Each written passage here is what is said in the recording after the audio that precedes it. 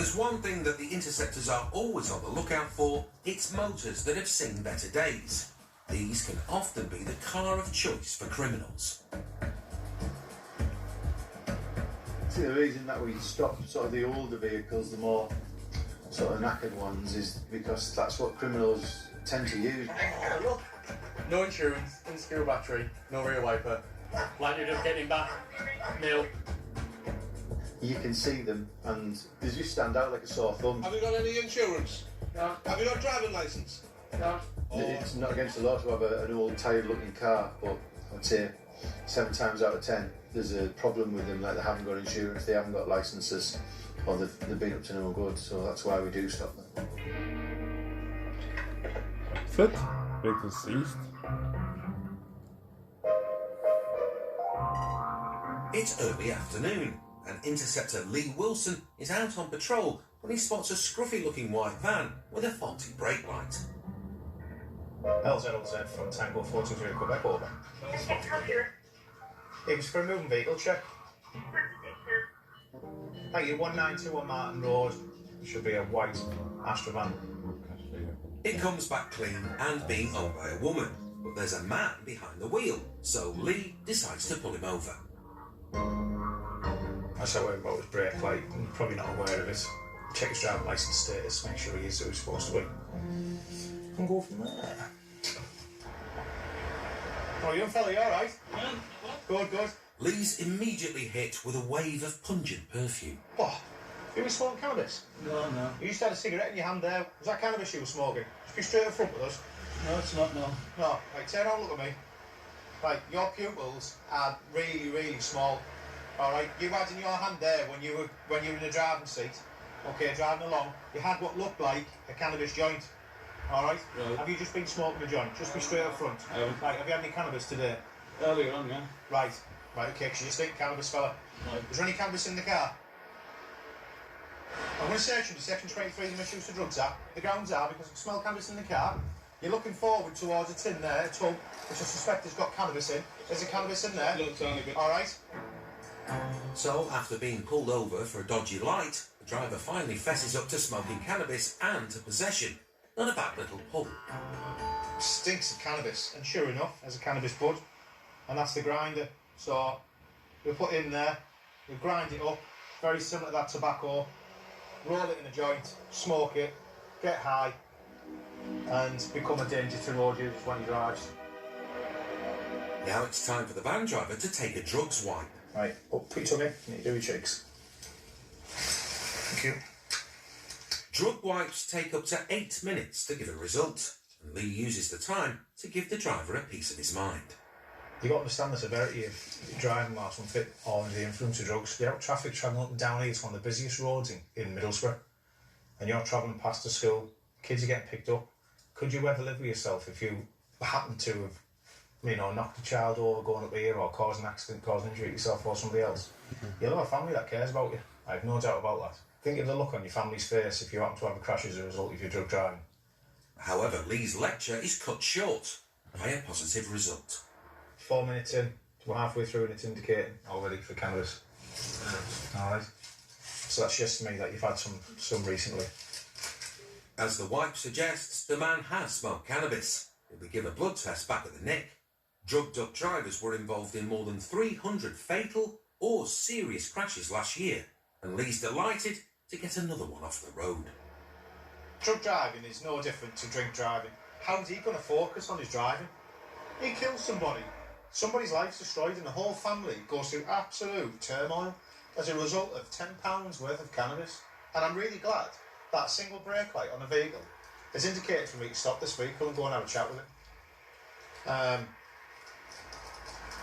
It's a death waiting to happen, and it disgusts me. Back at the Nick, the man was booked in and given a blood test, which came back positive for cannabis.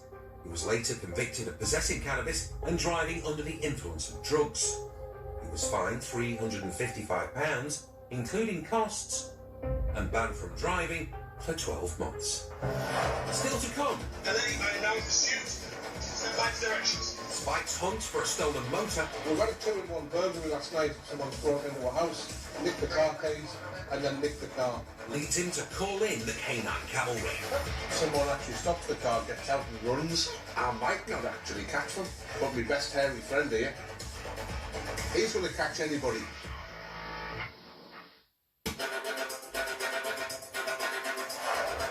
With cars more secure than ever, the days of hot wiring then nicking a motor are long gone.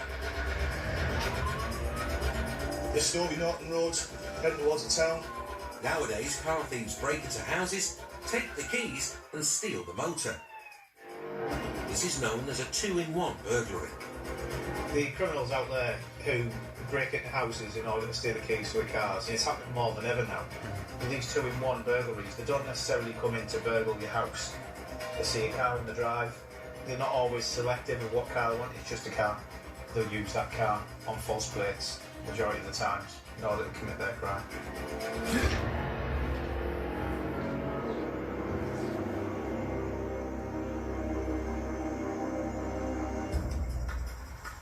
It's a sunny afternoon in County Durham and Interceptor Spike is on the lookout for a stolen Vauxhall, which has just activated an automatic number plate recognition camera. That stolen car has now been sighted on one of our number plate readers, so we're now making a search for that. Spike's reason for joining the police 20 years ago was to catch car thieves, and he's confident he can add another one to his long list of lockups. We've had a spate of 2-in-1 burglaries at the moment, and there's a little team that's out of control. I strongly suspect that it'll be the same team. The net's closing on them now.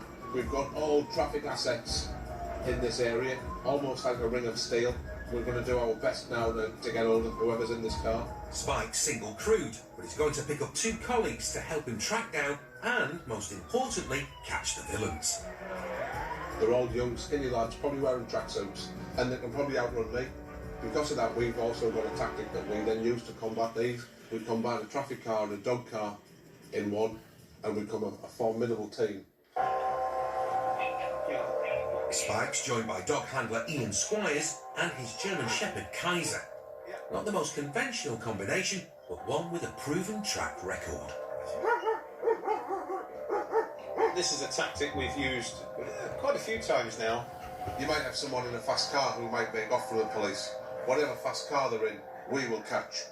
But it's then, when push comes to shove, if someone actually stops the car, gets out and runs, I might not actually catch them. I'll give them a damn good go.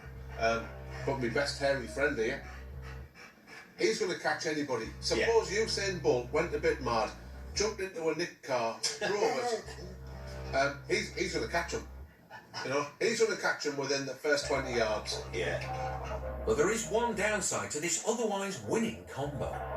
Not every traffic lad will do this though, because both you and him stink. Yeah. It's just because I'm a bit smelly. And I don't mind putting up with it. He thinks the same about you. And no one else is big enough to tell him that he stinks. Isn't that right? The Dream Team aren't having any luck sniffing out the stolen motor. However, less than a mile away, their colleague AJ is trying the back roads, when the stolen car appears right in front of them.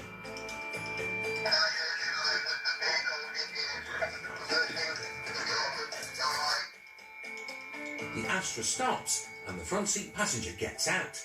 As AJ's on his own, he stays behind the wheel and sticks with the car and driver, while Spike and Squizey race to the scene. Where's AJ on the map? Wingate Lane, just left where the garage is. While the passenger saunters off, AJ tries to block the car in. Delay, contact's been made. But the compact car manages to squeeze past him and speeds off. LA, I am now in pursuit. Stand by for directions. Sandwich Terrace.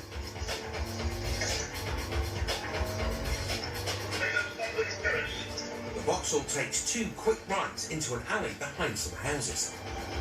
Stand by, back roads. Travelling in January field, Greenleaf Colleges. Vehicle has collided. Stand by.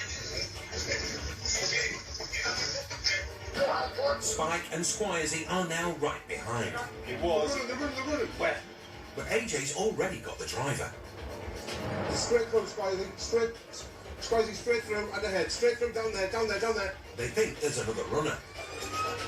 Where's the other one? Any more? Any more? Spivey, I'm with them. Running that over the That's wall. it. He said no. No more. There was one in the allotment.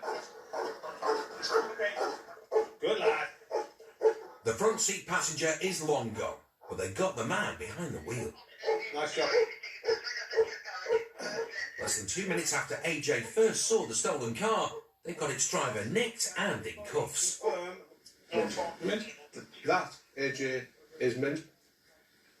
That is not mint. Even though Kaiser didn't get to go for a run out, with the stolen car recovered, although a bit worse for wear, and the driver locked up, it's been a good result all round. Ben, have you had out to drink in the last 20 minutes? Just take a normal breath and then just blow in there, buddy. As AJ was involved in a collision with another car, he has to be breath tested. Do some photos, Joe. Result is 0, and that the world can now breathe a sigh of relief. And he's happy with his afternoon's work. I've been searching the area for a stolen vehicle. Knowing that sometimes they take the cars around the back of the allotments, and this vehicle's sort of been head on to us. I tried to reverse, so I closed him down. Then there's a bit of contact in front of our vehicle. LA, contact's been made. He managed to get past me. We've only come a couple of streets, and he's crashed the car. Vehicle has collided. Stand by. We thought there was a side alley down the side of the house. There wasn't. He's just given up. The driver was later convicted of driving whilst disqualified, failure to stop for police, and driving without due care and attention. He was given a 12-month community order with 200 hours unpaid work and was ordered to pay an £85 victim surcharge, £135 costs, and was disqualified from driving for 6 months. No further action was taken in regards to the car theft. The first time I've driven a traffic car in a chase, it went better than expected, to be honest with you.